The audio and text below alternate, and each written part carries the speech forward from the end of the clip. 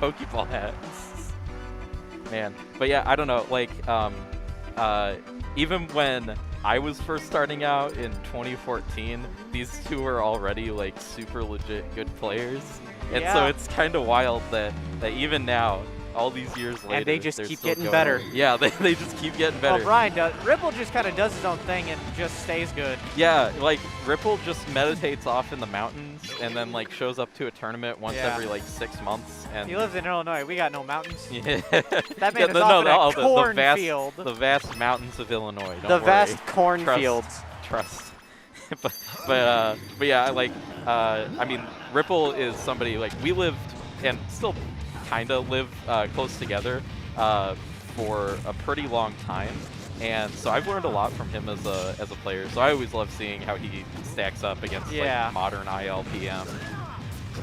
But I mean, Metroid's been on his shit lately. Yeah, he just, Brian is so good. Yeah, it's like every time I play him, it's like he feels like a different player. Like he's got the same Brian soul, but he just has like more tricks. Yeah. and it's like it's really crazy. He just gets more and more solid. Oh. What Ripple? Ripple's like only form of practice is really net play right now. Yeah, basically. I think that Pizza goes I think the two of them play together a little bit. Like I know they've got some offline sessions on Pizza's channel. But shout out Pizza's channel. Uploads every single game he plays. Yeah, it's kind of wild. It's really neat though. You made like a combo video, like like documenting. I'm in that video.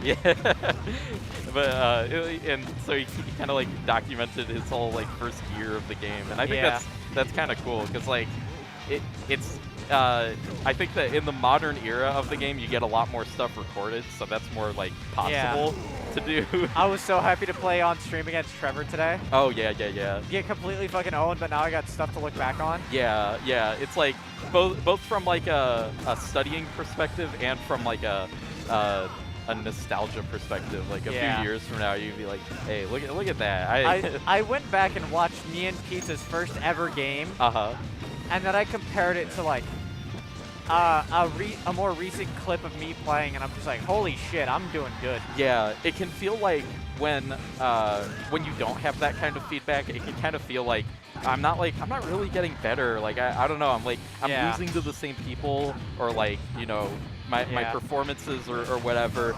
But it really like I think having that footage can be really nice for and these two, they got years of footage. Yeah, because it's like, I mean, also when these guys go to tournaments, they're gonna be deep enough in bracket that they're gonna get like, you know, those parts of the bracket where they have to get on stream. Yeah, it's really cool because Ripple's played a hell of a lot of characters in the past, but it's like his DDD has always been like his bread and butter.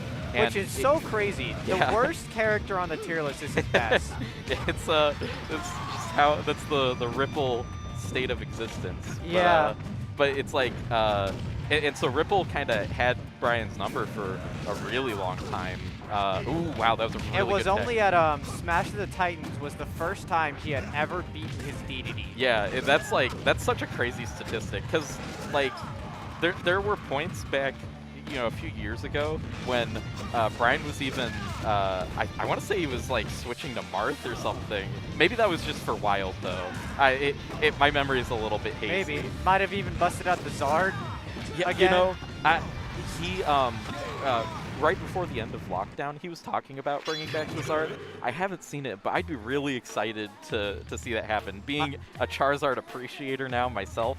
I played against the Zard in friendlies at one. We were having like a fest over at his house. Yeah. And it was like me, him, and Zoe, and we're just playing. Yeah. And you get deep enough into the friendly session, I guess the Zard comes back. Yeah. But going to game 2, PS2. Uh-oh. Something interesting choice in neutral. He's just showing off the sword, I think. The fuck y'all doing? I don't know. What a dweeb. What an absolute nerd. I know. Ooh, I looked over at Henry versus Trevor. He busted out the cross leg. Oh yeah, the signature Henry cross leg.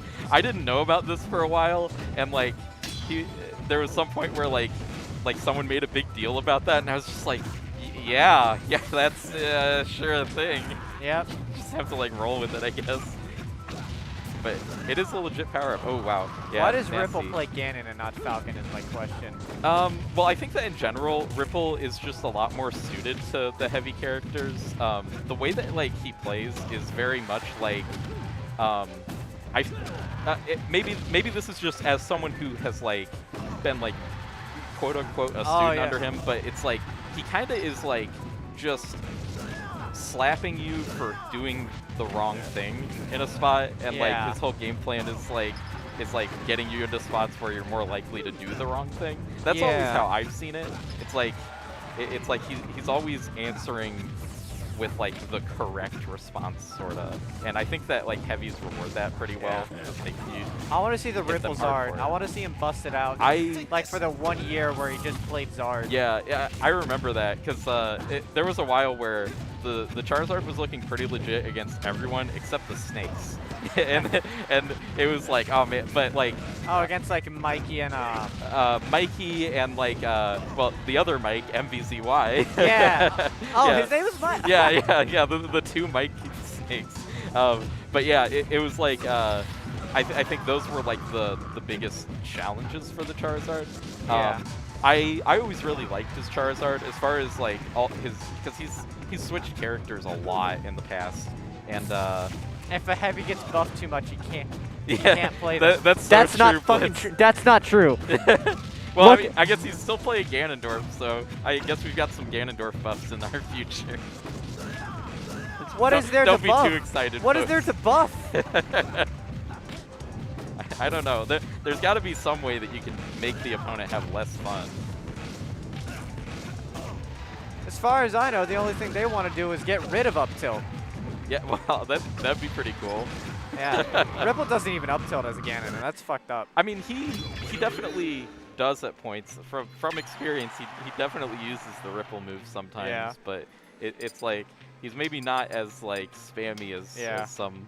I want to see the Ripple. Actually, I want to see the Ripple Rob come back. I want to see him F smash in place 4 times. Yeah, like I thought the Rob was getting kind of legit, but it was legit. Yeah. The first TPS back got fucking second. Yeah. Like if you get to grands with a character, then you're probably pretty decent. Low tier complex my ass. This guy plays characters people say are bad but aren't actually. Yeah. I don't know.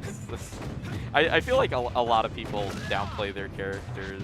It's like I think that Ripple chooses characters that are popularly downplayed. Yeah. I love this song. I can hardly hear it.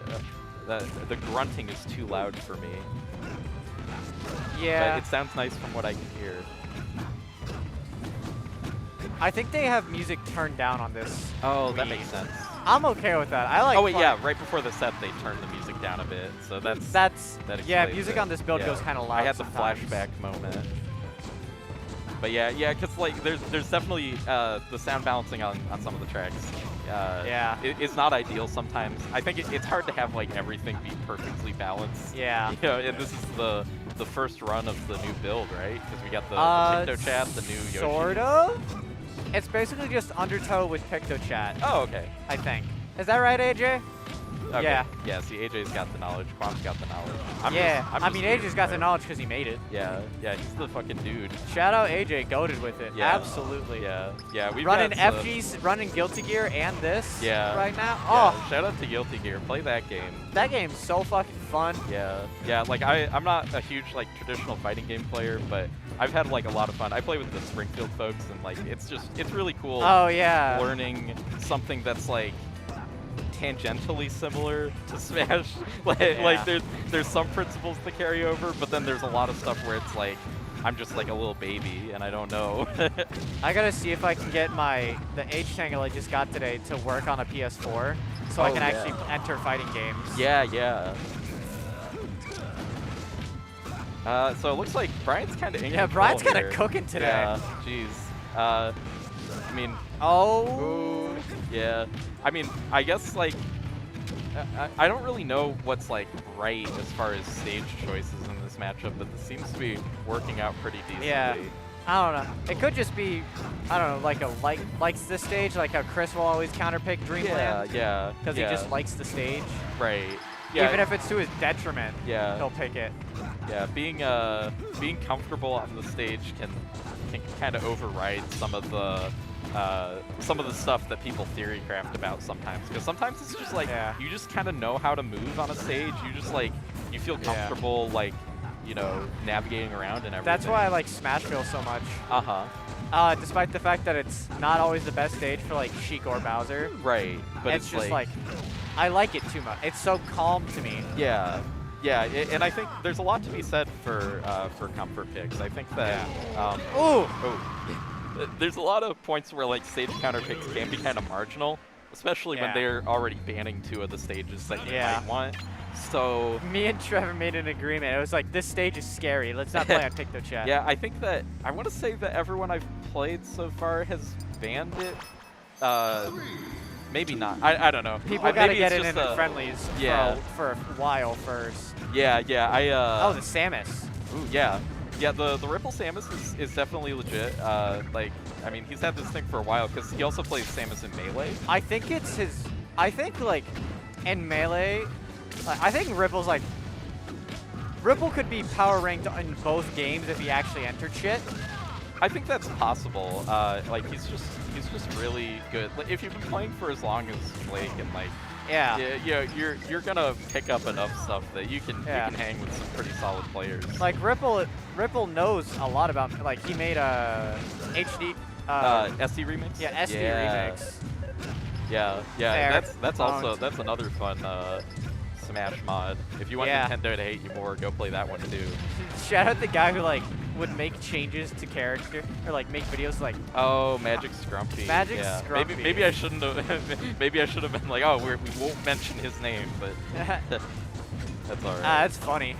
Yeah, it's like it's kind of silly, but I don't know. That's the content creator grind, I suppose. Exactly. I want to see Ripple make videos. That'd be funny. Yeah. Well, actually, I remember quite a while back, with the help of 645 Gaming, shout out to Alan Wade, Ripple did make a DVD guide. I don't remember like where it got uploaded or where it's available, but a lot of that stuff is probably still pretty relevant at this point. They haven't changed much about that character, have they? Yeah, and it's like I think that like I don't know. I think Ripple does a pretty good job of like elaborating on stuff. People give him some shit for like, I think that he does have some takes that are not the best, but I think like in terms of like game knowledge that he's definitely like worth trusting on that sort of stuff. And who knows DDD better, right? During quarantine, I randomly DM'd Motobug asking, hey, can you give Bowser a wall jump as a joke? And then Ripple also did it as well a bit later, just to go along with the bit, and I was like, thanks, Ripple. Yeah, I respect anyone who can be loyal to that kind of a bit. Yeah. Because from Motobug's perspective, they're just like, wait, why am I getting multiple requests from this? Yeah. I'd imagine, you know, they probably would have been like, okay, well, they're both ILPM folks, so it's like, there's probably some chicanery going on here. Yeah. But you know, that's even so. First Smash Fest I was ever at was actually at Ripple's. Oh, which one was that? Ripple's Hell House. Oh, that was your. Oh, wow. That was basically once quarantine had ended, and I had just moved. That's right. I forgot how soon after quarantine that was. Yeah. Yeah, jeez. Yeah, that was a good time though. For sure. Oh yeah, it was awesome. Speaking of good times, this set. Yeah. Pretty good. Yeah. Pretty good. Back to the game. Back to the game. I feel like maybe I've been neglecting the gameplay too much, but I don't know how much people really care about like the play-by-play. I try to do play-by-play a lot, but then I just you could just Metroid keeps going for the side B, unable to really land it. Ripple going for the the bomb to down air. Charge shot is not fully charged yet. It's locals, man. If people shit on locals comms, honestly, like, fuck off. It's fun. We're here to have a good time. Yeah. I'm not like funny enough to like make the commentary funny. Yeah. But I can just like ramble, I guess. Shout out Trevor. You got enough ADHD in you that you can help Fuck ramble. yeah, dude. Missile.